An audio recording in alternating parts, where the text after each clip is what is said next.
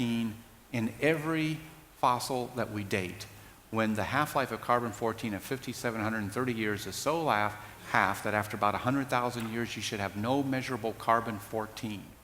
But we find that in every sample measured to date, levels of carbon-14 far, far above what they should be, indicating ages in the tens of thousands of years and not anywhere near in the millions of years.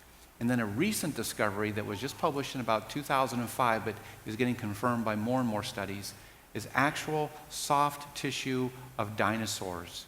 Mary Schweitzer from the University of North Carolina, and turn to science and look up these papers, shows photographs of blood vessels from dinosaur bones, a dinosaur femur, alleged to be 65 million years old, still with red blood cells in it.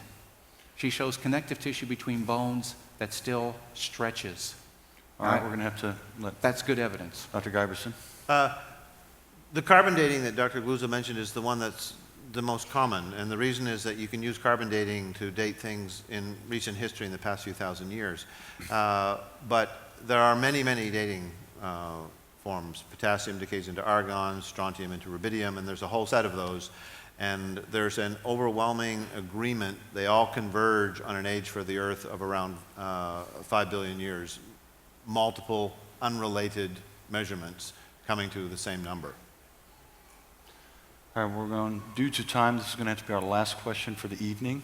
Any of you who want to stick around after, you can ask questions as well. Go ahead. Thank you. This question is directed towards Dr. Giberson. It's a theological one.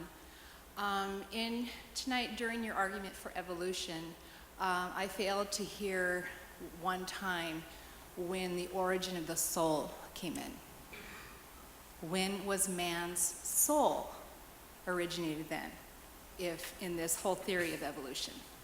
Well, if you get 50 different theologians together, all who have no interest in evolution whatsoever, you'll get about 10 or maybe even 50 different answers to the question of what is the soul and when does it appear, and so on like that. I mean, was it the monkey? Was it the amoeba? Where at one point from the amoeba to man did the soul originate? Well, I mean, I guess what I have to, I need to kind of critique your question a little bit.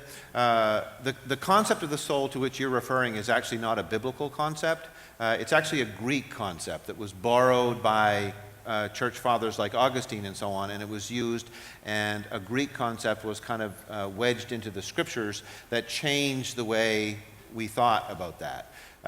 In the scriptures, the word that we talk about as soul simply means yourself. It's just what you are. It's not a separate thing that exists apart from you. And this is why the Christian belief is not that our souls separate from our bodies and go to heaven. It is that we are resurrected in the last day and we have a new body.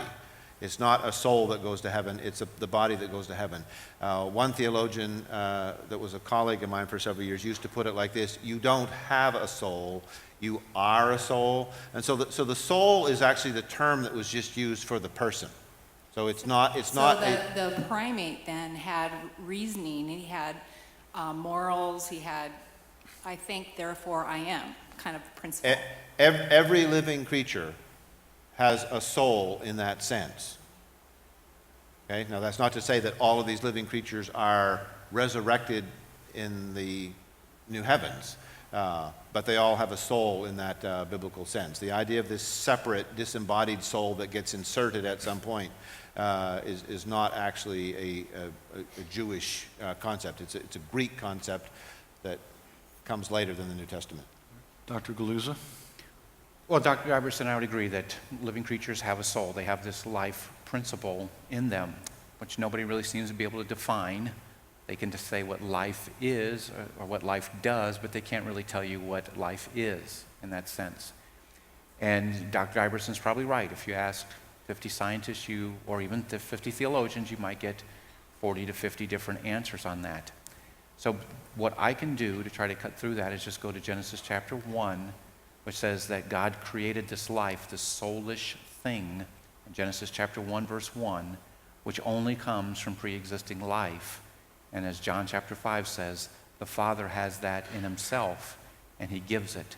So exactly what that is, I may not be able to answer, but from Genesis 1, I can tell you when it happened on that day of creation, when he put in those creatures. Praise the Lord. All right, I want to thank both of our presenters tonight, Dr. Karl Giberson and Dr. Randy Guliuzza. I want to thank you guys.